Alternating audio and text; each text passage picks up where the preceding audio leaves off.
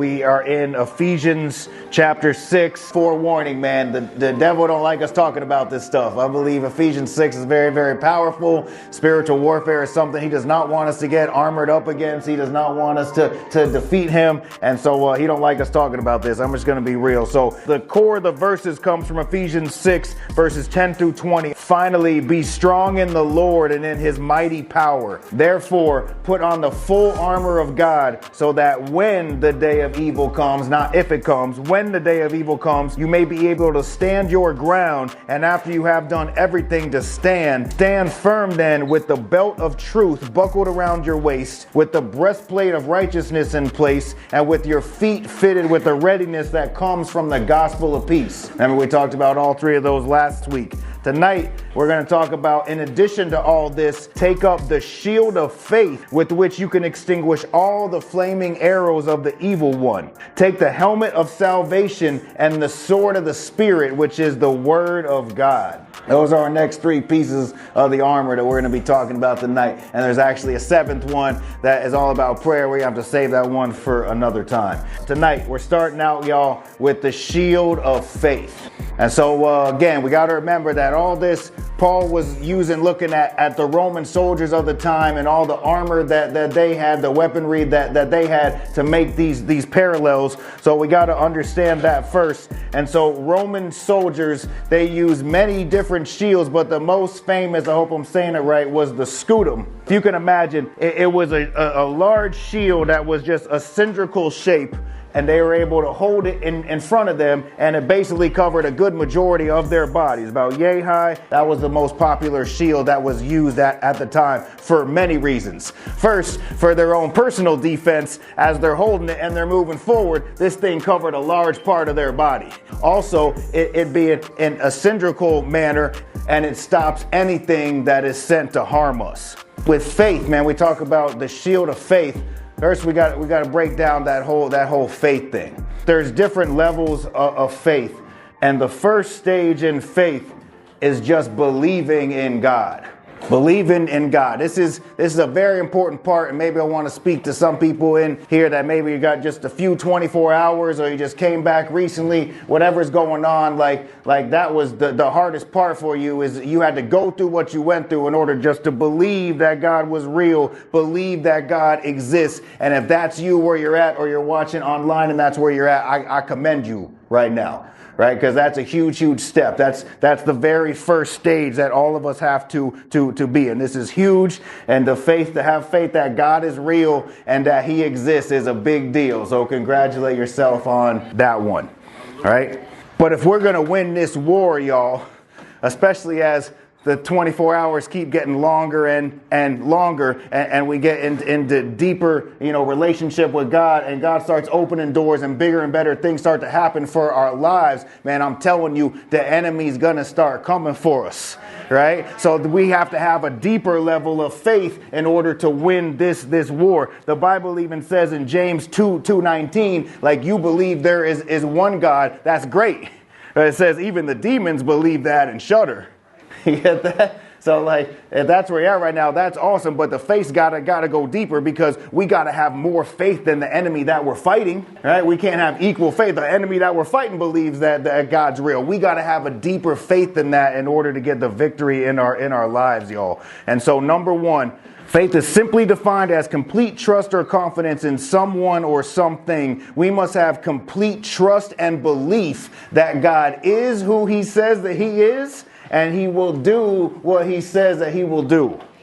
Trying to make it easy, man, because I feel like sometimes we make the whole faith thing way more complicated than it needs to be. Right. We're making it way harder than it needs to be, y'all. Like, God is just simply saying, listen, do we have faith? Do we have full belief that God is who he says he is? And do we believe that God will do what he says that he will do? It's real simple, right? If we have that, that's going to be a faith that is unshakable. That's going to be a faith that is going to win wars. There's a story in the Bible And it's about the disciples. And basically, they're in this boat and they're going over the sea. And all of a sudden, this crazy storm comes upon them. And they're starting to panic. They're starting to freak out, thinking it's going to be the end of them. And they look at the front of the boat. And lo and behold, oh, Jesus is just sleeping up in the front, man. I can imagine if you were at the scene, like they're probably hitting each other. What is he doing, bro? He's sleeping like we're about to die. Right. It's funny, man. That rock solid faith, man, it just brings a peace that you could just sleep right through storms. Like Jesus isn't even worried about it, right? And so I want you to get this. The disciples believed in Jesus, obviously. Right? They're there with them for a few months leading up to that point. They were able to see the things that he was doing. They were witnessing all this stuff. But watch what happens in Matthew 8:25 through 26 out of the NIV. Says the disciples went and woke him saying, Lord, save us. We're going to drown. He gets up. He replied, you of little faith. Why are you so afraid? And he got up and rebuked the winds and the waves, and it was completely calm. What Jesus wanted them to get is that the faith is the secret to be okay no matter what is going on around us. That was an opportunity for them to use their faith in action, and he's not mad more than he's probably sad and just, man, you already seen everything that's going on. Like, I can imagine Jesus saying, like, do you believe who I say that I am? Do you believe what I say that I can do is gonna happen? Then you shouldn't worry about this. Like, yeah. We're not going to go through all this stuff and I'm going to let this storm take you out. That's not how this thing works. Guys, this is what defeats all the enemy's darts of circumstance, temptation, whatever comes at us, right? If we know, oh, hold on one second, I'm going through the worst situation of all time right now, but hold on one second. God, I know he said that he's in control. I know he said that he's going to take care of me. He's going to take care of everything. I don't have to worry about this. If God's sovereign and I know that he's looking out for me and he's looking out for his will in my life, he's got a plan for me. This isn't going to take me out. Let's just get through this. It's probably going to be rough. I'm going to have some emotional response to it, but I got full faith. Let's just keep on moving through. We're not going to let this storm take us out. I just want to address something with faith that I believe all of us encounter when we start taking this journey for God or with God long enough. Got to ask us a question tonight. Have we gotten so used to God that it's no big deal anymore? Have we gotten so used to God that it's no big deal anymore? Years ago, I remember we had family that came in from Colorado. And I remember this was a long time ago, but I just remember them coming in and they were just so excited. And they had one mission. The beach. Like they were coming here and it was full on, like we going to Ron John surf shop, we getting beach everything, we're going to be out on the beach the whole entire time. Like they wanted to spend every waking moment out on the beach. What are we doing on day 4? And we're going to the beach. You coming? I'm like, sure. And we'd be out there, man, and they're just like, oh my goodness, the ocean's so cool. Look at this sand, the sun, and we're just laying out like they're ecstatic about it. And they're like, isn't this awesome? And I'm like, yeah, it's all right. Seen it 10,000 times, but I mean, it's cool. We can have a good time out together. But see, the beach is no big deal to a lot of us because we've seen it so many times. We've experienced it. We've explored it. Like we know everything about it. And now we go out there so much and we see it and we drive past it on Anna Maria and it's just another day. Right. Right? And so I want to ask, have we gotten to a place maybe where we've heard so many messages? We've read through parts in the Bible so many times over and over again. We see so many miracles again and again, and maybe it's just a point where it's almost just commonplace. It's almost just another day. Because I know people that they get introduced to God and they get real excited. I remember I was pumped. Man, I'm seeking God. Like all this stuff is awesome. You just like thrilled, and then you pray and prayers get answered. And it's like, man, just ecstatic about it. And somewhere along the way, it loses its luster a little bit. And it's easy for it to be just another day. I believe I'm speaking to some people in here tonight that need a rejuvenation. That's right. Right? We need to have faith brought back to life through hearing these messages and excited for what God's trying to share with us through them. We need to get excited again about cracking open that word and saying, God, what are you trying to tell me through this? I know there's got to be something here that I haven't seen before, right? There's something you're trying to communicate through to me, Lord. God, we got to get excited for experiencing these miracles once again. Let's get our faith rejuvenated.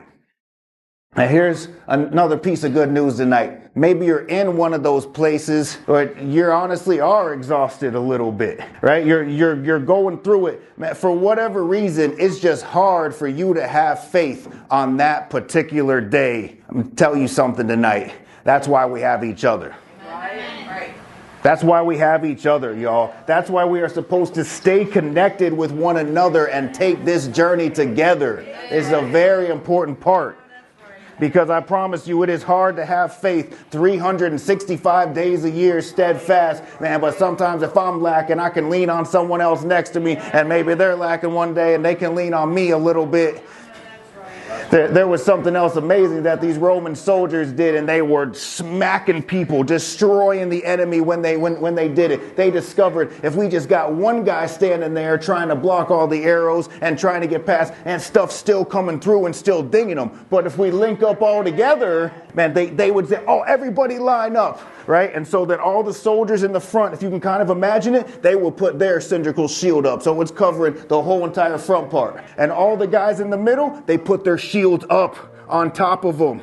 It was an impenetrable fortress from top, bottom, and side. Nothing could get through because they all worked together. They were covering each other, right?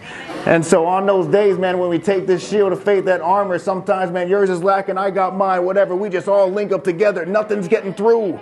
The enemy can't do anything to us because we're all doing this together, y'all. Amen. Guys, when we stay locked in with other believers that are taking this journey with us together, right? We have their shield of faith to protect us when maybe our shield of faith isn't working that great at the moment. Man, I'm telling you, there is nothing the enemy can do to us. We got each other. Let's move forward to what God has in store for us. Let's take him out. Let's win this war. Next piece, the helmet of salvation. The Roman helmet was one of the most important pieces of armor that they would have on at the time. I'll give you one guess why. I don't know about you, but I've seen plenty of people walking around that were missing an arm. I've seen people living that had no legs, but I've never seen a person walking around with no head. I don't know. I would guess that's pretty important. If the head goes, it's lights out. The game's over. There's no coming back from that one, right? Guys, this could be one of the most important pieces of the armor right here. Why is it so important? We got to guard our minds, y'all. We got to protect what's up here. Romans 12:2. Do not conform to the pattern of this world, but be transformed by the renewing of your minds. How are we going to change? How are we going to get past those old things that we've struggled with? How are we going to move forward and win the war? By the renewing of our minds. This is a very, very important piece of the process. We have to, on purpose, guard what goes in here, y'all. This is important tonight. Recipes.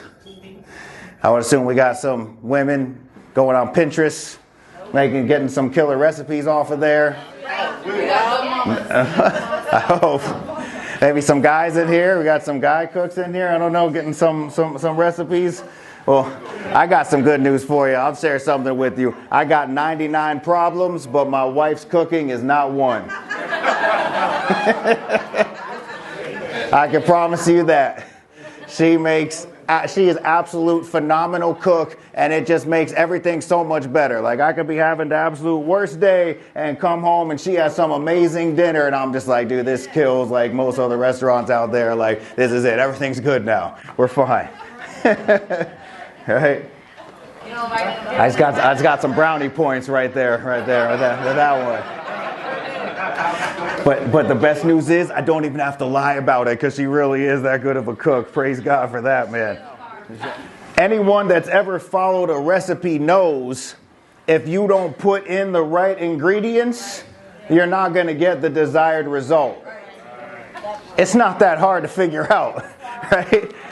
Like if it calls for ground beef and we put in ground chicken, probably not going to be that good, right? If it calls for salt and we put in pepper, if it says add milk and we put in water, we got to get that. It's either going to be not near as good as what it could have been, or it's not going to be anything close to what we were trying to accomplish. Our minds don't work any differently, y'all. You got to start seeing yourself the way that God sees you. Freed us from the slavery of addiction, bless us in so many ways. Like it talks about in the Bible, that unity that's going to bring people to Christ. When you pray those prayers from a place of desperation, No matter what is going on in my life, God has this covered.